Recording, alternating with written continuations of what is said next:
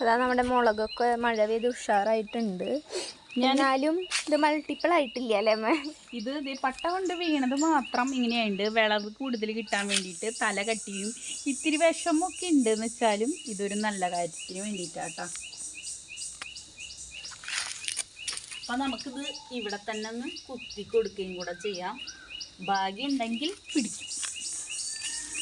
ഇതൊക്കെ ഓൾറെഡി കണ്ടോ മൾട്ടിപ്ലൈ വരുന്നുണ്ട്.